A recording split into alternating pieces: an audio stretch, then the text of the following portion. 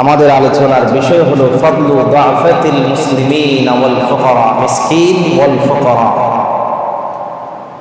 সমাজের অসহায় গরিব, সমাজের অসহায় মানুষগুলো মর্যাদা কি এবং তাদের প্রতি আমাদের কি আচরণ হওয়া উচিত, এই ব্যাপারে আমরা কোরআন এবং হাদিসের আলোকে স্বল্প সময়ে কিছু কথা শোনার এবং বলার চেষ্টা করব। আল্লাহ তাআলা আমাদেরকে তৌফিক দান করুন। প্রত্যেকটি সমাজেই দুই শ্রেণীর মানুষ থাকে। কিছু মানুষকে আল্লাহ তাআলা শারীরিক শক্তি দান করেন, শারীরিক সৌন্দর্য দান করেন। কিছু মানুষকে আল্লাহ তাআলা সামাজিক মর্যাদা দান করেন। কিছু মানুষকে আল্লাহ তাআলা সম্পদের দিক থেকে সচ্ছল বানান, সম্পদশালী বানান।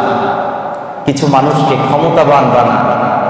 কিছু মানুষের অপরের উপর তার সম্মান এবং শক্তি, সক্ষমতা, শৌর্য, বীর্য দান করেন। আবার প্রত্যেকটি সমাজে কিছু মানুষ যারা অসহায়, শারীরিক দিক থেকে অক্ষম, অসহায়, সম্পদের দিক থেকে তারা দরিদ্র, হীন।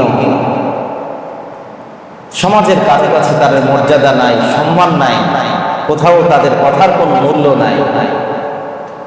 সে অসহায়, দরিদ্র, মিসকিন মানুষগুলোর মর্যাদা আল্লাহ তাআলার কাছে কি, এবং সমাজের সচ্ছল মানুষগুলো এই দরিদ্র মানুষের প্রতি তাদের আচরণ কেমন হওয়া উচিত। কেননা আমরা সাধারণত দেখতে পাই এই ধরনের অসহায় মানুষদের প্রতি আমাদের একটি অবজ্ঞার দৃষ্টিভঙ্গি আছে না নাই? কথা বলতে, যাদের সম্পদ নাই, যাদের শিক্ষা নাই, যাদের সামাজিক মর্যাদা নাই, তাদেরকে আমরা অনেক সময় মানুষের মর্যাদা দিতেও কার্পণ্য করি। সে যে মানুষ হিসাবে যে অধিকার পাওয়ার কথা, মানুষ হিসাবে যে সম্মান পাওয়ার কথা, সেই সম্মান দিতেও আমরা ব্যর্থ হই। শুনুন, আল্লাহ তাআলা তার হাবিব জনাবে মুহাম্মদুর রাসূলুল্লাহ সাল্লাল্লাহু আলাইহি ওয়াসাল্লামকে লক্ষ্য করে আল্লাহ তাআলা বলেন, ওয়াসবির নাফসাকা মা'আল্লাযীনা ইয়াদউনা রাব্বাহুম বিল গাদাতি ওয়াল আশি। হে আমার হাবিব, আপনি আপনাকে সবসময় তাদের সঙ্গে রাখেন, তাদের সাথে থাকেন। আল্লাযীনা ইয়াদউনা রাব্বাহুম, যারা তাদের রবকে, আল্লাহর সন্তুষ্টির জন্য, রবের সন্তুষ্টির জন্য সকাল সন্ধ্যা যারা তাদের রবকে ডাকতে থাকে, রবের ইবাদতের মধ্যে নিমগ্ন থাকে, যারা আল্লাহর জন্য সকাল সন্ধ্যা জিকির করে, ইউরিদুনা ওয়াজহা, তারা দুনিয়ার কোনো মানুষকে দেখানোর জন্য নয়, দুনিয়ার কারো কাছ থেকে বাহবা পাওয়ার জন্য নয়, সকাল সন্ধ্যা তাদের রবকে ডাকে। ইউরিদুনা ওয়াজহা, তারা তাদের রবের সন্তুষ্টি কামনার লক্ষ্যে। কাকে সন্তুষ্ট করতে চায়? তার রবকে সন্তুষ্ট করতে চায়। আল্লাহ তাআলা বলেন, ওয়ালা তা'দু আইনাকা আনহুম, নবী হে এমন যেন না হয় ওই অসহায় মানুষগুলো, ওই হীনবল মানুষগুলো যারা সকাল সন্ধ্যা তার রবের সন্তুষ্টির জন্য রবকে ডাকে, তাদের থেকে যেন আপনার দৃষ্টি অন্যদিকে সরে না যায়। সমাজের যারা ক্ষমতাবান আছে, বিত্তবান আছে, যারা শক্তিশালী, সম্পদশালী, দুনিয়ার প্রতি অন্য কোনো দৃষ্টিভঙ্গির প্রতি যেন আপনার চোখ তাদের থেকে ফিরে না যায়। ঠিক কিনা বলেন? সমাজে একজন মানুষের যার সম্পদ আছে, যার ক্ষমতা আছে, তাকে আমরা যেভাবে মূল্যায়ন করি,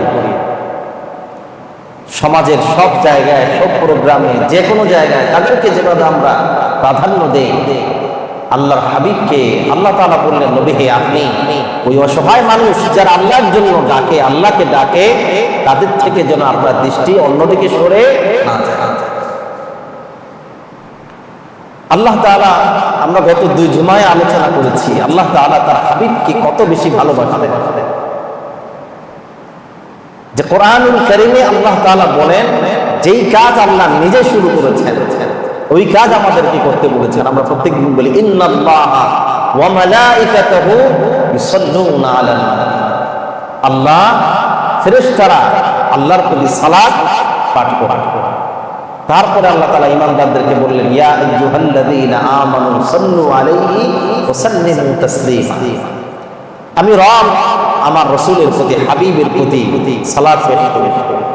ফেরেশতারা সালাত পেশ করে। ঈমানদাররা তোমরাও আমার রাসূলের প্রতি কি করো? সালাত পেশ করো, সালাম পেশ করো। তাহলে পৃথিবী সবচেয়ে প্রিয় আল্লাহর কাছে হলো আল্লাহর হাবিব মুহাম্মদুর রাসূলুল্লাহ সাল্লাল্লাহু আলাইহি ওয়াসাল্লাম। কিন্তু যতই আন্তরিক বন্ধু হোক, অন্তরঙ্গ বন্ধু হোক, যখন বন্ধুর পক্ষ থেকে কোনো ধরনের ব্যত্যয় দেখতে পায়, বন্ধু হলেও মানুষ বন্ধুত্বপূর্ণ ভাবে সেই কাজের তিরস্কার করে কিনা কথা বলেন। আমার যত আপনজন হোক, সে যদি একটু কোনো কাজে যদি আপত্তিকর কোনো কাজ করে, তাহলে বন্ধু বন্ধুকে শুধরায়, সেটা হয়তো ভাষা বন্ধুত্বপূর্ণ হয়। আল্লাহ তাআলাও তার হাবিবকে সবচেয়ে বেশি ভালোবেসেছেন। তারপরেও কোরআনুল কারীমের দুই জায়গায় আল্লাহ তাআলা বন্ধুত্বপূর্ণ ভাবে আল্লাহর হাবিবকে তিরস্কার করেছেন। তার মধ্যে একটি জায়গা হলো একজন অসহায় মানুষ, অন্ধ একজন সাহাবী, যিনি মসজিদে নববীর ইমাম ছিলেন, আব্দুল্লাহ ইবনে উম্মে মাকতুম। যখন আল্লাহর হাবিব সাল্লাল্লাহু আলাইহি ওয়াসাল্লাম মক্কার ধনী নেতৃবৃন্দ, শক্তিশালী, ক্ষমতাবান, মর্যাদাবানদের সাথে যখন কথা বলছিলেন, আব্দুল্লাহ ইবনে উম্মে মাকতুম রাদিয়াল্লাহু তাআলা আনহু কিছু মাসআলা জিজ্ঞাসা করার জন্য সেই মুহূর্তে আল্লাহর হাবিবের কাছে প্রশ্ন করতে লাগলেন। আল্লাহর হাবিবের এটা পছন্দ হয়নি। তিনি মনে মনে ভাবলেন, তুমি তো আমার নিজের লোক, সবসময় আমার কাছে থাকো, অন্য যে কোনো সময় আমাকে এ ব্যাপারে প্রশ্ন করতে পারতে। আল্লাহ রাসূল মুখে বিরক্তি প্রকাশ করেন নাই, তার কথার জবাব দিচ্ছেন না, এবং একটু ভিতরে ভিতরে বিরক্ত হচ্ছেন, যার কারণে তার চেহারায় তার প্রতিচ্ছবি ভেসে উঠেছে, তার একটু ভ্রু কুঞ্চিত হয়েছে। আমরা বিরক্ত হলে একটু কি করি? ভ্রু কুঞ্চিত করি, একটু বিরক্ত প্রকাশ করি। আল্লাহ রাসূল মুখে তিরস্কার করেন নাই, একটু তিরস্কার তার ভিতরে যে তৈরি হয়েছে। এই যে একজন অসহায় মানুষ, যিনি ঈমানদার, হিদায়াতের জন্য, কোরআনের মাসআলা জানার জন্য আল্লাহর হাবিবের কাছে এসেছেন, অথচ আল্লাহ তাআলা আল্লাহর হাবিব গুরুত্বপূর্ণ বৈঠকে আছে, এই সত্ত্বেও আল্লাহ রাব্বুল আলামিনের কাছে এই একজন ঈমানদার যে হিদায়াতের জন্য আল্লাহর রাসূলের কাছে এসেছেন, এটা আল্লাহ তাআলার কাছে পছন্দ হয়। সমাজের যত সম্মান মর্যাদাবান, সে তো আল্লাহ রাসূলের কাছে আসছে কোরআন বুঝ ধরার জন্য, ঔদ্ধত্য প্রকাশ করার জন্য, হেদায়েত পাওয়ার জন্য। এই মন মানসিকতা নিয়ে তারা আসেন। আল্লাহ তাআলা সাথে সাথে কোরআনুল কারীমের আয়াত নাযিল করে এর প্রতিবাদ করেছেন। কিন্তু প্রতিবাদের ভাষা আল্লাহ তাআলা একটু ভিন্ন করেছেন, তার হাবিবের মর্যাদাতে ভিন্ন না। আল্লাহ রাব্বুল আলামিন বলেন, আবাসা ওয়া তাওয়াল্লা আন জাআহুল আ'মা ওয়া মা ইউদরিকা লাআল্লাহু ইয়াযাক্কা আও ইয়াযাক্কারু ফাতানফাআহু যিকরা। আল্লাহ তাআলা তার হাবিবকে সরাসরি বললেন, নাই হাবিব, আপনি কেন ভ্রুকুঞ্চিত করলেন? কথাটা একটু আল্লাহ তাআলা ঘুরিয়ে বললেন, আবাসা ওয়া তাওয়াল্লা। তিনি কি করলেন? তিনি বিরক্ত হলেন, ভ্রুকুঞ্চিত করলেন। বলছেন তার হাবিবকে, কিন্তু আপনি বিরক্ত করেছেন, আপনি বিরক্ত হয়েছেন এটা বলেন নাই। আবাসা ওয়া তাওয়াল্লা, তিনি বিরক্ত হলেন, তিনি ভ্রুকুঞ্চিত করলেন, মুখ ফিরিয়ে নিলেন। কেন? আন জাআহুল আ'মা, তার কাছে একজন অন্ধ ব্যক্তি এসেছে। কার কাছে অন্ধ ব্যক্তি এসেছে? আল্লাহ রাসূলের কাছে একজন অন্ধ সাহাবী, দরিদ্র সাহাবী ছিলেন তিনি। অন্যান্য সাহাবীদের তুলনায় তার মর্যাদা, সাহাবীদের কাছে তার সম্মান অপেক্ষাকৃত একটু। আল্লাহ রাব্বুল আলামিন বললেন, ওই আমার অন্ধ সাহাবী এসেছে, আপনার কাছে হেদায়েত পাওয়ার আগ্রহ নেই, দ্বীন জানার আগ্রহ নেই, কিন্তু আপনি ব্যাপারটাকে গুরুত্ব দিলেন না, মুখ ফিরিয়ে নিলেন। আল্লাহ রাব্বুল আলামিন বলেন, ওয়া মা ইউদরিকা لعله يزكى নবী হে আপনি কি জানেন আমার এই যে অন্ধ সাহাবী আব্দুল্লাহ ইবনে উম্মে মাকতুম সে যে আপনার কাছে এসেছে, আপনি যদি তার প্রশ্নের জবাব দিতেন হয়তো তিনি ইয়াজ্জাক্কা অন্তরকে পবিত্র করতেন, হেদায়েত লাভ করতেন। এটা তো আপনি জানেন না। আপনি কি জানেন ওই তাদের দিকে মনোযোগ না দিয়ে আপনি যদি আমার এই সাহাবীর প্রশ্নের জবাব দিতেন তাহলে সে উপদেশ গ্রহণ করত, সে তার আত্মাকে পরিশুদ্ধ করত। এ ব্যাপারে কোনো সন্দেহ নাই। আল্লাহ রাব্বুল আলামিন বলেন আও ইয়াযাক্কারু ফাতানফাআহু যিকরা, তাদেরকে সময় না দিয়ে আমার এই অসহায় অন্ধ সাহাবী উম্মে মাকতুম আব্দুল্লাহ ইবনে উম্মে মাকতুমকে যদি আপনি সময় দিতেন তাহলে সে উপদেশ গ্রহণ করত, আর আপনার উপদেশটা কাজে পরিণত হতো, কর্মফল ভালো হতো। আপনার উপদেশটা কাজে লাগছে না। আপনি যে যাদেরকে নিয়ে বসছেন এদেরকে নিয়ে আরো 1 ঘন্টা হয়তো কথা বললে তারা একটা কথাও আমল করবে না, কিন্তু তাকে আপনি কেন অবজ্ঞা করলেন? আপনি তাকে সময় দিলে এই সময়টা যে ফলপ্রসূ হতো, সে যে উপদেশ গ্রহণ করতে, এটা জানেন কে? আল্লাহ সুবহানাহু ওয়া তাআলা।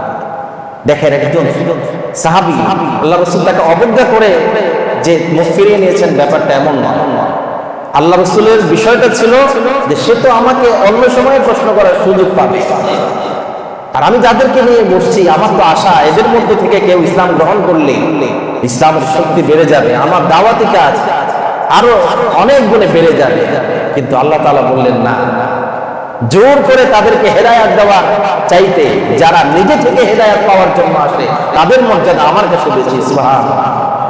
সে হতে পারে দরিদ্র, সে হতে পারে অসহায়, সে হতে পারে আপনার দৃষ্টিতে কম সম্মানের অধিকারী, কিন্তু না, আমি রবের কাছে তার মর্যাদা হাজার হাজার গুণ বেশি। সুবহানাল্লাহ। আল্লাহ রাব্বুল আলামিন বলেন আম্মা মান ইস্তাগনা ফাআনতা লাহু তাসাদ্দা ওয়া মা আলাইকা আল্লা ইয়াযাক্কা। আম্মা মান ইস্তাগনা, যারা নিজেরা মুখ ফিরিয়ে নিয়েছে, আগ্রহ ভরে দিন শিখতে আসে নাই, তারা কি করে নাই? আগ্রহ ভরে দিন শিখতে আসে নাই, আপনি তাদেরকে নিয়ে মশগুল হয়ে পড়লেন। আল্লাহ তাআলা বলছেন ওমা আলাইকা আল্লাহ ইয়াযাক্কা, আপনার উপর এই দায়িত্ব আমি দেই নাই, এই দায়িত্ব দেওয়া হয় নাই যে যারা আসতে চায় না জোর করে তাদেরকে দিনে আনবেন, দিন শিখাবেন, মুসলমান বানাবেন। এই দায়িত্ব আপনার না। এই দায়িত্ব কার না? হেদায়েতের মালিক কে? একমাত্র আল্লাহ তাআলা। যারা ইসলামের কাছে, দ্বীনের কাছে হেদায়েতের জন্য আসবে, আল্লাহ যাদেরকে হেদায়েতের জন্য কবুল করবেন তারাই হেদায়েত পাবে। আপনি জোর করে কাউকে হেদায়েত প্রাপ্ত করতে পারবেন না। আর আল্লাহ তাআলা বলেন ওয়া আম্মা মান জাআকা ইয়াসআ ওয়া হুয়া ইয়াখশা ফাআনতা আনহু তালাহা।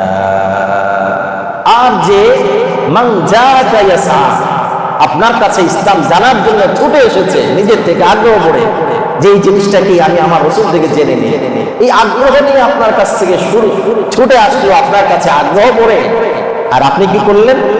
ওয়া হুয়া ইয়াখশা, তার অন্তরে আল্লাহর ভয় নিয়ে আপনার কাছে এসেছে, ফাআনতা আনহু তালাহা, আর আপনি তার থেকে মুখটা ফিরিয়ে নিলেন। আমি রব্বুল আলামিন, আপনি আমার বন্ধু হতে পারেন, কিন্তু এটা আমি আপত্তি করলাম। এটা কি করলাম? আপত্তি। এখান থেকে আমরা জানতে পারি একজন অসহায় মানুষ যার ভিতরে আল্লাহর ভয় আছে, যার ভিতরে দ্বীন ইসলামের ভালোবাসা মহব্বত আছে, কোরআন সুন্নাহর মহব্বত আছে, সে দুনিয়ার মানুষের কাছে যত অসহায় হোক না কেন রব্বুল আলামিনের কাছে তার মর্যাদার কোনো কমতি নাই। এরপরে দেখেন জান্নাতি কারা। রাসূল করিম সাল্লাল্লাহু আলাইহি ওয়াসাল্লাম একবার সাহাবায়ে কেরামকে বলেন, তিনি বলেন আলা উখবিরুকুম বিআহলিল জান্নাহ, ও আমার সাহাবারা, আমি কি তোমাদেরকে সংবাদ দিব না জান্নাতীর কারা? জান্নাতি কারা হবে এই সংবাদ কি তোমাদেরকে দিব না? তখন আল্লাহ রাসূল বলেন কুল্লু দাঈফিন মুতাদাআফিন লাউ আকসামা আলাল্লাহি লাআবাররাহু, জান্নাতি তো তারা, জান্নাতি হলো ওই দুর্বল ব্যক্তি যাকে সমাজের মানুষও দুর্বল মনে করে, ওই অসহায় ব্যক্তি যাকে সমাজের মানুষও অসহায় মনে করে।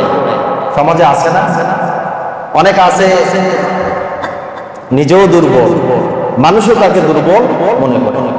আবার অনেকে আছে নিজে কিন্তু আসলে আভ্যন্তরীণ ভাবে দুর্বল, উপরে খুব হাত ডাক নিয়ে চলে, কিন্তু সে যে দুর্বল জানে কে?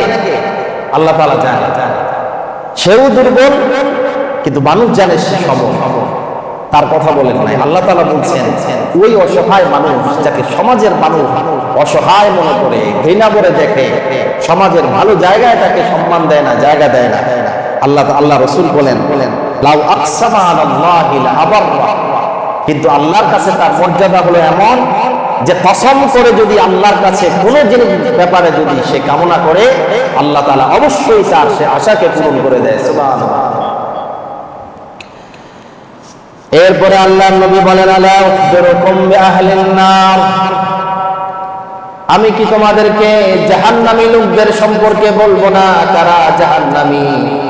আল্লাহর নবী বলেন কুল্লু উতুল্লিন জাওয়াজিন মুস্তাকবিরিন, তিন শ্রেণীর মানুষদেরকে আল্লাহর নবী জাহান্নামী বললেন। কয় শ্রেণী? তিন শ্রেণীর মানুষ, তারা জাহান্নামী। এক নম্বর কুল্লু উতুল্লিন, বদমেজাজি মানুষ। কিছু মানুষ আছে সবসময় রুক্ষ, চেহারায় কখনো হাসি নাই, কথা বলার আগে রেগে যায়, আছে না নাই? কথা বলে সবসময় তার বদমেজাজ, কারোর সাথে ভালো ব্যবহার করার নজির কখনো দেখা যায় না। এই বদমেজাজি মানুষ, রুক্ষ মানুষ, হাসি মুখে কথা বলে না, স্বাভাবিক কথা বলতে পারে না, স্বাভাবিক আচরণে অভ্যস্ত না। রাসূল বলেন এই কঠোর স্বভাবের মানুষ অধিকাংশ সময় জাহান্নামী। কি হয়? জাহান্নামী। দুই নম্বর হচ্ছে জাওয়াজি, কিছু মানুষের স্বভাব হচ্ছে অন্যকে অবজ্ঞা করা, নিজের কিছু না থাকলেও ফুটানি দেখানো আর অন্য মানুষকে অবজ্ঞা করা। আসলে নাই? কথা বলেন সামান্য সম্পদ, সামান্য অবস্থা যদি একটু ভালো হয়, তার চোখে সমাজের আর কাউকেই মানুষ মনে হয় না, সবাইকে অবজ্ঞা করে, সবাইকে খোঁচা দিয়ে কথা বলে, সবাইকে অসম্মান করে কথা বলে। এই অসম্মান যারা করে মানুষদেরকে, এরা হচ্ছে জাহান্নামী মানুষের চরিত্র। কোন মানুষের চরিত্র? জাহান্নামী মানুষের চরিত্র। তিন নম্বর হলো মুস্তাকবিরিন, যারা অহংকারী, অহংকার করে। এই অহংকারী মানুষরা জাহান্নামে যাবে। বলেছেন কে? রাসূলুল্লাহ সাল্লাল্লাহু আলাইহি ওয়াসাল্লাম। আর জাহান্নামে বেশিরভাগ মানুষ জান্নাতে যাবে কারা? সমাজের অসহায় শ্রেণীর মানুষ, যারা সকাল সন্ধ্যা আল্লাহর ইবাদত করে। অসহায় হলো আল্লাহর ইবাদত থেকে, আল্লাহর দ্বীন থেকে তারা দূরে সরে যায় না। এই অসহায় প্রকৃতির মানুষদেরকে আল্লাহ তাআলা জান্নাতে নিবেন। বেশিরভাগ মানুষ তারাই হবে জান্নাতে। সুবহানাল্লাহ। দুইজন মহিলা রাসূল সাল্লাল্লাহু আলাইহি ওয়াসাল্লামের যুগে ঝগড়া করতে করতে একজন আরেকজনের দাঁত ভেঙে দিয়েছে। দুইজন মহিলা ঝগড়া করতে গিয়ে একজন আরেকজনের দাঁত ভেঙে দিয়েছে। রাসূল সাল্লাল্লাহু আলাইহি ওয়াসাল্লাম সিদ্ধান্ত দিলেন, ইসলামের বিধান হলো যে এক অঙ্গের বিনিময়ে আরেক অঙ্গ কিসাস। যেহেতু সে দাঁত ভেঙে দিয়েছে, যে দাঁত ভেঙেছে তার আরেকটা দাঁত ভেঙে দেওয়া, এটা ইসলামের বিধান। রাসূল সাল্লাল্লাহু আলাইহি ওয়াসাল্লামকে তখন একজন সাহাবী, তিনি অসহায় সাহাবী ছিলেন, তিনি আল্লাহ রাসূলকে আরজ করলেন, ওয়াল্লাযী বা'সাকা বিল হক, আপনাকে যিনি সত্য দিন সহকারে পাঠিয়েছেন তার কসম করে বলি, লা তুকসির সানায়াহা, আপনি তার দাঁতটা ভাঙবেন না। সে হয়তো এটা আল্লাহ রাসূলের বিরুদ্ধাচারণ করে বলে নাই, অনুরোধ করে বলেছে, ইয়া রাসূলুল্লাহ, এই মহিলার দাঁতটা আপনি ভাঙবেন না, তার দাঁতটা যেন না ভাঙে। কসম করেছে কার নামে? আল্লাহ তাআলার নামে। আল্লাহ এই অসহায় মানুষের এই কসম করে, এর আগে আমি হাদিসে বলেছি যে অসহায় মানুষ আছে যারা মানুষও যাদেরকে দুর্বল ভাবে, তারা কসম করে কিছু বললে কবুল করেন কে? আল্লাহ তাআলা। রাসূল তো তিনি আইনের বিরুদ্ধে কিছু করতে পারবেন না, পারবেন? কিন্তু যখন এই ব্যক্তি কথাটি বলল, বলার পরে যিনি বিবাদী আছে বাদী আছেন, তিনি বিবাদীকে মাফ করে দিলেন। তিনি বললেন যে আমি এর প্রতিশোধ চাই না, তাকে মাফ করে দেওয়া হবে।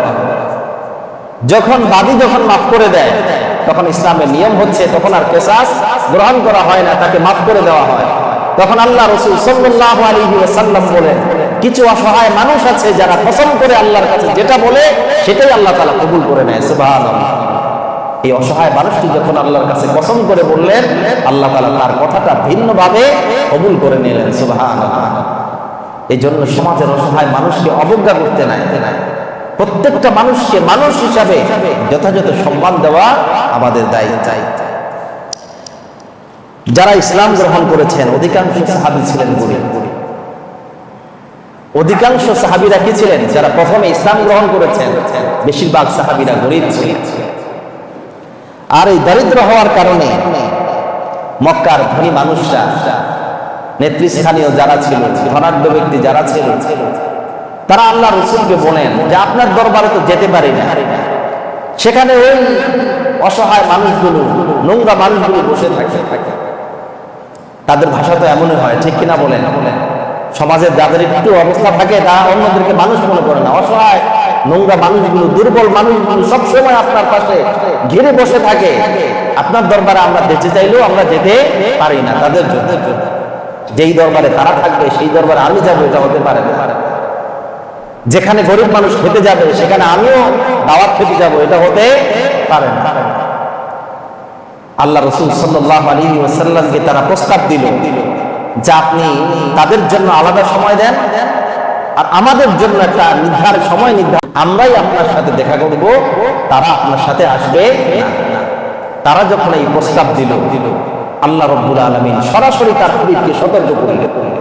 আল্লাহ রাব্বুল আলামিন বলেন, ওয়ালা তাতুদিল্লাযীনা ইয়াদউনা রাব্বাহুম বিল গাদাতি ওয়াল আশি ইউরিদুনা ওয়াজহা। নবী হে খবরদার, যারা সকাল সন্ধ্যা আমার যে অসহায় বান্দাগুলো তারা তাদের রবের সন্তুষ্টির জন্য রবকে যারা ডাকে, দিনের প্রতি যারা আসে, ওই অসহায় মানুষদেরকে আপনি তাড়িয়ে দিবেন না, সরিয়ে দিবেন না। কেননা তারা দিন গ্রহণ করেছে নিজের আগ্রহে। তাদের মর্যাদা ওই বড় লোকদের কাছে, আমি রব্বুল আলামিনের কাছে অনেক বেশি।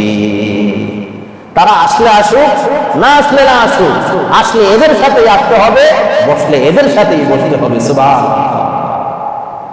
আল্লাহ তাআলার কাছে এত মর্যাদা, এই পোশাক দিয়ে মর্যাদা হয় না, চেহারা দিয়ে আল্লাহর কাছে মর্যাদা হয় না, ধন সম্পদ বিত্ত বৈভব দিয়ে আল্লাহর কাছে মর্যাদা হয় না। আল্লাহ তাআলা তার রাসূলকে বললেন, খবরদার, ওই ধনীদের জন্য আলাদা সময় দিবেন, আলাদা প্ল্যাটফর্ম তৈরি করবেন, এটা হতে পারে না। ইসলামে এই ভেদাভেদ একেবারেই নাই। আপনি যত বড় ধনী হন, আল্লাহর ঘরে মসজিদে আসলে কোন একজন দরিদ্র মানুষকে পিছনে সরিয়ে দেওয়ার সেই সুযোগ, ক্ষমতা, সে অধিকার আপনার নাই। এটা আল্লাহ তাআলা দেয়। সম্মানিত ভাইরা আমার, শুধু আমাদের নবীর সাহাবীরা গরিব ছিলেন তা নয়। পৃথিবীর ইতিহাসে যত নবীরা এসেছেন সমস্ত নবীদের অনুসারীরাই সমাজের হীন এবং দুর্বল মানুষ ছিল, এবং এই কারণে ধনীরা সবসময় নবীদেরকে টিটকারি করত, তাদেরকে খোঁচা মেরে কথা বলত। তারা বলতো, মা নারাকা ইত্তাবা'কা ইল্লাল্লাযীনা হুম আরাযুলুনা বাদিয়ার রা'ই। আমরা কি করে আপনাদের উপর ঈমান আনবো? নবীকে বলছে, কি করে আপনার উপরে ঈমান আনবো? আপনার উপরে যারা ঈমান এনেছে তারা তো সমাজের আমাদের মধ্য থেকে যারা অসহায়, দরিদ্র, হীন, তারা আপনার উপরে ঈমান এনেছে, আমরা কি করে আপনার উপরে ঈমান? নবীদেরকে এইভাবে তার ধনী উম্মতরা কথা বলত, কিন্তু আল্লাহ তাআলার কাছে এটা পছন্দ হতো না। রাসূল সাল্লাল্লাহু আলাইহি ওয়াসাল্লামের একজন সাহাবী, যিনি দেখতে সুন্দর ছিলেন না, গায়ের রং ফর্সা ছিল না, সমাজে কারো কাছে তার মূল্য নাই, দোকানপাটে কোনো মজলিসে গেলে কেউ তার দিকে ফিরেও তাকাতো না। রাসূল সাল্লাল্লাহু আলাইহি ওয়াসাল্লাম একবার মক্কার বাজারে গেলেন, যে দেখলেন যে জাহের, হযরত জাহের রাদিয়াল্লাহু তাআলা আনহু, তিনি বাজারে দাঁড়িয়ে আছেন।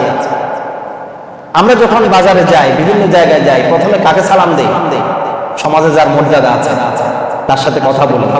কিন্তু এই যে একজন অসহায় মানুষ দাঁড়িয়ে আছে, কেউ তার কাছে যায় না, তার খবর নেওয়ার চেষ্টা করে না। আল্লাহ রসুল বাজারে গেলেন, দেখলেন যে জাহের রাদিয়াল্লাহু তাআলা আনহু তিনি দাঁড়িয়ে আছেন। আল্লাহ হাবিব সাল্লাল্লাহু আলাইহি ওয়াসাল্লাম পিছন থেকে গিয়ে তার চোখ ধরে ফেললেন, অর্থাৎ দুই হাত দিয়ে তার চোখ বন্ধ করে দিলেন। আমরা যেমন মানুষের সাথে দুষ্টামি করলে অনেক সময় পিছন থেকে কি করি, তার চোখ বন্ধ করে দিই। আল্লাহ রসুল পিছন থেকে গিয়ে তার দুই হাত দিয়ে তার চোখটা কি করলেন, বন্ধ করে দিলেন। জাহের রাদিয়াল্লাহু তাআলা আনহু বুঝতে পারেন নাই কে চোখ ধরেছে, তিনি চেঁচামেচি শুরু করলেন, নিজেকে ছাড়িয়ে নেওয়ার চেষ্টা করলেন, কে করেছো। আল্লাহ রাসূল সাল্লাল্লাহু আলাইহি ওয়াসাল্লাম তার সাথে রসিকতা করার জন্য আল্লাহ রাসূল তখন চিৎকার করে যখন বললেন, মান ইয়াশতারিল আবদ, বাজারে কে আছো, আমি একটা গোলাম বিক্রি করব, গোলাম কেনার জন্য কে আছে। অর্থাৎ তার সাথে রসিকতা করার জন্য বলছে যে আমি এই গোলামটা বাজারে বিক্রি করব। যখনই আল্লাহর হাবিব সাল্লাল্লাহু আলাইহি ওয়াসাল্লামের কণ্ঠ শুনলেন, তিনি বুঝতে পারলেন তিনি আর কেউ নয়, আমার হাবিব প্রিয় নবী মুহাম্মদুর রাসূলুল্লাহ সাল্লাল্লাহু আলাইহি ওয়াসাল্লাম। এবার তিনি আর নিজেকে ছাড়িয়ে নেওয়ার চেষ্টা করেন নাই, বরং অতি আগ্রহে অতি যত্নে তার দেহটা রাসূল করিম সাল্লাল্লাহু আলাইহি ওয়াসাল্লামের পিঠের সাথে লাগিয়ে দিলেন, পেটের সাথে, এবং বললেন, ইয়া রাসূলুল্লাহ, আপনি আমাকে বিক্রি করে কি বা পাবেন? আমার কোনো দাম নাই, মর্যাদা নাই, কে আমাকে কিনবে? কিনলেও কোনো কেউ মূল্য দিয়ে কিনবে না, আমাকে বিক্রি করে আপনার লাভও হবে না। আল্লাহর হাবিব সাল্লাল্লাহু আলাইহি ওয়াসাল্লাম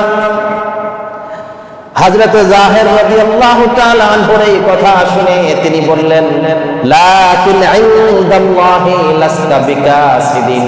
ও আমার সাহাবী বন্ধু জাহের, শুনে রাখো, দুনিয়ার বাজারে তোমার হয়তো দাম নাই, মূল্য নাই, কারো কাছে তোমার কোনো মূল্য নাই, কিন্তু আমার রব আল্লাহ রাব্বুল আলামিনের কাছে মূল্যহীন নয়। আল্লাহর কাছে তোমার মূল্য অনেক অনেক গুণ বেশি। সুবহানাল্লাহ। দুনিয়ায় হয়তো তোমার মূল্য নাই, দাস হিসাবে, গোলাম হিসাবে কেউ কিনবে না, কিন্তু আল্লাহর কাছে লাস্তা বিকাসিদিন, তুমি মূল্যহীন নও। তোমার তাকওয়ার কারণে তোমার মর্যাদা আল্লাহর কাছে অনেক অনেক বেশি। সুবহানাল্লাহ। এই দুইটা জিনিস দেখেন, একটা হলো যে অসহায় মানুষ যাদের সাথে কথা বললেও আমরা মনে করি আমার নিজের মান-ইজ্জত গেল, বলি না আমরা কথায় যে তোমার সাথে কথা বললেও আমার মান-ইজ্জত যাবে, আর তোমার নাম উচ্চারণ করা তো দূরের কথা। কিন্তু তাদেরকে আল্লাহর হাবিব কেমন করে আপন করে নিতেন, জানতেন যে তাদের মনে দুঃখ আছে, মানুষ তাদেরকে মূল্যায়ন করে না, এজন্য হাবিব তাদেরকে মূল্যায়ন করেছে এবং বলেছেন, তোমার মর্যাদা দুনিয়াতে না থাকলেও আরশ আজিমে তোমার মর্যাদা আছে। সম্মানিত ভাইয়েরা আমার, আল্লাহর হাবিব সাল্লাল্লাহু আলাইহি ওয়াসাল্লাম সব সময় আল্লাহর কাছে একটা দোয়া বেশি বেশি করতেন। আল্লাহর হাবিব দোয়া করতেন, আল্লাহুম্মা আহইনি মিসকিনা ওয়া আমিতনি মিসকিনা ওয়াহশুরনি ফি যুমরাতিল মাসাকিন। আয় আল্লাহ তাআলা, আমাকে এই জীবনে পৃথিবীতে আমাকে মিসকিনদের সাথে আমাকে বাঁচিয়ে রাখি, মিসকিন অবস্থায় আমাকে বাঁচিয়ে রাখি। ওয়া আমিতনি মিসকিনা, আমার মৃত্যুটাও আমাকে মিসকিন অবস্থায়, অসহায় অবস্থায় আমাকে মৃত্যু দিবেন। ওয়াহশুরনি ফি যুমরাতিল মাসাকিন, আর আমার হাসরের ময়দানে ওই মিসকিন অসহায় মানুষদের সাথে আমার হাসর করবেন। সুবহানাল্লাহ। আল্লাহ রাসূল দোয়া করতেন সব সময়, আল্লাহ আমাকে অসহায় মানুষদের সাথে রাখেন, আমাকে অসহায় অবস্থায় মৃত্যু দেন, আর আমাকে অসহায় মানুষদের সাথে কিয়ামতের দিন আমাকে তাদের অন্তর্ভুক্ত করেন। সুবহানাল্লাহ। কেন? এমনিতেই নয়, কেন অসহায় মানুষদের মর্যাদা ছিল কার কাছে? আল্লাহ তাআলার কাছে। কিয়ামতের দিন সবার আগে অসহায় মানুষগুলো আল্লাহর জান্নাতে যাবে। আল্লাহ রাসূলুল্লাহ হাদিসে বলছেন যে আমি দেখতে পাই জান্নাতের অধিকাংশ মানুষগুলো অসহায়, অসহায় মানুষগুলো আল্লাহর জান্নাত, বেশিরভাগ মানুষ হচ্ছে অসহায় মানুষ, মিসকিন মানুষ। আর ধনীরা নানান কারণে জান্নাতে যেতে তারা বাধা প্রাপ্ত হচ্ছে, জান্নাতে যাচ্ছে, ঢুকে যাবে, আবার তার একটা হিসাব সামনে চলে আসছে। কথা বলেন ঠিক কিনা? ধনীদের কত হিসাব, কিন্তু গরিবরা অসহায় হওয়ার কারণে তার হিসাব সহজ, সবার আগে জান্নাতে পৌঁছে যাচ্ছে। এই জন্য আল্লাহ রাসূল দোয়া করতেন, আল্লাহুম্মা আহয়িনি মিসকিনা ওয়া আমিতনি মিসকিনা ওয়াহশুরনি ফি যুমরাতিল মাসাকিন। আল্লাহ আমাকে মিসকিন হিসাবে বসবাস করার তৌফিক দান করুন, আমাকে অসহায় অবস্থায় মৃত্যু দাও আর মিসকিনদের সাথে কিয়ামতে আমার হাসর করো। রাসূল করিম সাল্লাল্লাহু আলাইহি ওয়াসাল্লাম বলেন, জান্নাত এবং জাহান্নাম এই দুইটা একবার ঝগড়া লিপ্ত হয়েছে। জান্নাত এবং জাহান্নাম পরস্পর ঝগড়া করতেছে। ঝগড়াকে নিয়ে জাহান্নাম বলতেছে ফিয়াল জাব্বারুন ওয়াল মুতাকাব্বিরুন। জাহান্নাম বলতেছে আমার ভিতরে যারা আসবে তারা হচ্ছে দুনিয়ার জব্বার এবং মুতাকাব্বির, ক্ষমতাশালী অহংকারী মানুষগুলো। ঠিক কিনা বলেন? জাহান্নাম তাদেরকে নিয়ে অহংকার করতেছে যে আমার ভিতরে আসবে কারা? যারা অহংকারী, যারা জব্বার, যারা স্বৈরাচার, তারা আমার ভিতরে আসবে। এই তার বাহাদুরি। জান্নাত তখন বলল যে আমার মধ্যে ফিয়া দুআফাউন নাস ওয়া মাসাকিনুহুম, আমার ভিতরে আসবে সমাজের অসহায়, দরিদ্র এবং মিসকিন মানুষগুলো। তাদের এই ঝগড়া দেখে আল্লাহ রাব্বুল আলামিন ফাকাদাল্লাহু বাইনাহুমা, আল্লাহ তাআলা তাদের ঝগড়া থামানোর জন্য সেখানে কি করলেন? মধ্যস্থতা করলেন, সালিশ করলেন। আল্লাহ রাব্বুল আলামিন বলেন, ইন্নাকাল জান্নাতা রাহমাতি, জান্নাত তুমি হলো আমার রহমতের বহিঃপ্রকাশ। আমি আরহামু বিকা মান আশা, আমি যাকে চাইবো তার প্রতি দয়া করে তোমার মধ্যে আমি তাকে প্রবেশ করাবো। তোমার ভিতরে আমি মানুষকে প্রবেশ করিয়ে আমি আমার বান্দাদের উপরে রহমতের বহিঃপ্রকাশ ঘটাবো। তুমি হলো আমার রহমতের নিদর্শন। জাহান্নামকে বলল, ইন্নাকা আযাবি বিকা মান আশা, আর তুমি হলো আমার আযাবের নিদর্শন। আমি আল্লাহ রাব্বুল আলামিন যাকে শাস্তি দিতে চাইবো তাকে শাস্তির জন্য তোমার কাছে পাঠাবো। তুমি হলো আমার শাস্তির নিদর্শন, আর জান্নাত হলো আমার দয়া এবং রহমতের নিদর্শন। তোমরা দুইজনই আল্লাহর সৃষ্টি, কারো মর্যাদা কারো উপরে নাই। তাহলে ভালো মানুষ তোমার মধ্যে আসবে, এটা নিয়ে যেমন অহংকার নাই, মুতাকাব্বিররা তোমার ভিতরে আসবে। দুইটাই আমার সৃষ্টি, আমি বানিয়েছি আমার প্রয়োজনে। কিন্তু জান্নাত হলো রহমত আর জাহান্নাম হলো শাস্তির জায়গা। এই জায়গায় আল্লাহ তাআলা কাদেরকে বলেছেন? জান্নাত কাদেরকে ডাকে? জান্নাত গর্ববোধ করছে অসহায় এবং মিসকিন মানুষদেরকে নিয়ে। আমার মধ্যে কারা আসবে? অসহায় মানুষ আসবে, মিসকিনরা আসবে। সম্মানিত ভাইরা আমার, এজন্য অহংকার হচ্ছে আল্লাহর চাদর। যত সম্পদ হোক, যত ক্ষমতা হোক, মানুষ হিসাবে কেউ অহংকার করতে পারে। আল্লাহ রাসূল বলেন, আল্লাহ তাআলা হাদিসে কুদসি বলে, আল কিবরিয়া ও রিদাই, অহংকার এটা আমার গায়ের চাদর। অহংকার আমার চাদর। জানি যে ব্যক্তি আমার এই গায়ের চাদর নিয়ে টানাটানি শুরু করে, অর্থাৎ নিজে অহংকার করা মানে কি? আল্লাহর গায়ের চাদর নিয়ে টানাটানি করা। যারা আমার গায়ের চাদর নিয়ে টানাটানি করে, ফাকাযাফতুহু ফিন্নার, আমি আল্লাহ তাআলা যাকে জাহান্নামে নিক্ষেপ করি, নাউযুবিল্লাহ। সম্মানিত ভাইরা আমার, এই জন্য একজন মানুষ কাফের হোক, বেনামাজি হোক, গুনাহগার হোক, আমার কোনো অধিকার নাই তাকে ঘৃণা করে দেখা। ঠিক কিনা?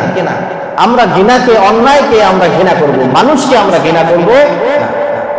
কেননা কাফেরও হেদায়েত প্রাপ্ত হয়ে আমার আগে ইসলাম জান্নাতে যেতে পারে। বেনামাজি মানুষ তওবা করে মুত্তাকি হয়ে আমার আগে জান্নাতে যেতে পারে।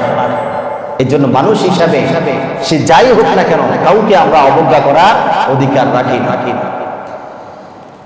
রাসূল করিম সাল্লাল্লাহু আলাইহি ওয়াসাল্লাম শুধুমাত্র আল্লাহর কাছে দোয়া করছেন যে আমি অসহায় মানুষদের সাথে থাকি, অসহায় মানুষদের অসহায় অবস্থায় মরি। এটা শুনে আবার আমাদের মন খারাপ করার কিছু নাই, যে তার মানে আমরা দরিদ্র হয়ে থাকবো, সমস্ত মুসলমান দরিদ্র জীবন যাপন করবে, ব্যাপারটা এমন। ধনী হওয়াতে কোনো আপত্তি নাই ইসলামে, বরং আল্লাহ রাসূল অন্য জায়গায় ভিন্ন দোয়া করেছেন। আল্লাহ রাসূল বলেছেন, আল্লাহুম্মা ইন্নী আউযু বিকা মিনাল ফাকরি, আয় আল্লাহ তাআলা মানুষের মুখাপেক্ষী হওয়া, দারিদ্রতা থেকে আমি আপনার কাছে আশ্রয় চাই। কেননা দারিদ্রতা মানুষকে কুফরি পর্যন্ত নিয়ে যায়। দারিদ্রতা মানুষকে কোথায় নিয়ে যায়? কুফরি পর্যন্ত নিয়ে যায়। কিন্তু দরিদ্র হয়ে ধৈর্য ধারণ করতে পারলে আল্লাহর কাছে অনেক প্রতিদান আছে। কিন্তু মুসলমান ইচ্ছে করে দরিদ্র হবে, এটা আবার ইসলাম চায় না। আল্লাহ রাসূল বলেছেন, একজন ব্যক্তি এটা তার জন্য কাম্য যে সে যখন মারা যাবে তার ছেলে সন্তানকে সচ্ছল অবস্থায় রেখে যাবে, তার ছেলে সন্তানকে মানুষের মুখাপেক্ষী রেখে যাবে। ইসলাম এটা পছন্দ করে না। এই জন্য আমরা সবসময় আল্লাহ রাসূল দোয়া করেছেন ভিন্ন কারণে। অসহায় হওয়া আর অসহায় মানুষদের সাথে থাকা বিষয়টা এক নয়। আমি ধনী হয়ে অসহায় মানুষদের পাশে থাকতে পারি কিনা, তাদেরকে সম্মান দিতে পারি কিনা, তাদের সাথে উঠা বসা করতে পারি কিনা, মূলত ইসলাম এটাই চায় যে আমার সম্পদ থাক কিংবা না থাক, সব সময় তাদেরকে কাছে রাখা, তাদেরকে ভালোবাসা, তাদের অসহায়, তাদের দুঃখে তাদের সাথে হওয়া, ইসলাম এটা চায়। আল্লাহ তাআলা আমাদেরকে সমাজের এই অসহায় মানুষদের পাশে দাঁড়ানো তৌফিক দান করুন। বাহ্যিক সৌন্দর্য নিয়েও আমাদের অহংকার করার কিছু নেই। এক হাদিসে আসছে, রাসূল সাল্লাল্লাহু আলাইহি ওয়াসাল্লাম বলেন, ইন্নাহু লা ইয়াতির রাজুলুল আযীমুস সামিন ইয়াউমাল কিয়ামা, কিয়ামতের দিন একজন হৃষ্ট-পুষ্ট এবং খুব সম্মানী, দুনিয়ায় তার সম্মান অনেক ছিল, এরকম একজন হৃষ্ট-পুষ্ট মানুষকে টেনে নিয়ে আসা হবে, যাকে দেখতে খুব অভিজাত মনে হবে, দেহটার অনেক বড়, সৌন্দর্য তার অনেক বেশি। কিন্তু আল্লাহ রাসূল সাল্লাল্লাহু আলাইহি ওয়াসাল্লাম বলেন, কিয়ামতের দিন লা ইয়াজিনু ইনদাল্লাহি জানাহা বাউদা, ওই সুন্দর মানুষটা, ওই বিশাল দেহী মানুষটা, ওই অভিজাত চেহারার অধিকারী মানুষটা ওজন, তার ভার আল্লাহ তাআলার কাছে মাছির দানার পরিমাণ হবে না। নাউযুবিল্লাহ। কেননা তার ভিতরে কি নাই? আমল নাই। তার ভিতরে কি নাই? তাকওয়া নাই। তার ভিতরে আল্লাহর ভয় নাই। তার ভিতরে ঈমান নাই।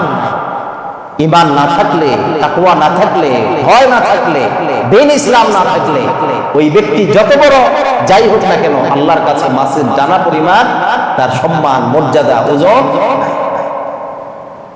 এই জন্য আল্লাহ দেহ চায় না, মানুষের চেহারা চায় না। ইন্নাল্লাহা লা ইয়ানজুরু ইলা সুওয়ারিকুম ওয়া আমওয়ালিকুম, এক হাদিসে আল্লাহ রাসূল বলেন, আল্লাহ তাআলা মানুষের চেহারা, সৌন্দর্য এবং সম্পদের দিকে তাকায় না, ওয়ালাকিন ইয়ানজুরু ইলা কুলুবিকুম ওয়া আমালিকুম, আল্লাহ তাআলা মানুষের অন্তরের দিকে চায় এবং মানুষের আমলের দিকে চায়। এই দুইটা হচ্ছে আল্লাহ দেখার জিনিস, যে আমার বান্দার অন্তরটা আমার ভালোবাসা দিয়ে কতটুকু পূর্ণ এবং তার ইবাদত আমলনামাটা কতটুকু আমল দিয়ে পূর্ণ। আল্লাহ তাআলা আমাদেরকে আমলে জিন্দেগি ভারী করার তৌফিক দান করুন। সকলে বলুন আমিন। সম্মানিত ভাইয়েরা আমার, আল্লাহ তাআলা সমাজের অসহায় মানুষ যারা আছে তাদেরকে সাহায্য সহযোগিতা করতে না পারি, অন্তত অবজ্ঞার চোখে যেন আমরা না দেখি, এই দৃশ্যটা যেন না দেখাই, আল্লাহ তাআলা আমাদেরকে সেই বুঝ, সেই তৌফিক দান করুন। সকলে বলুন আমিন।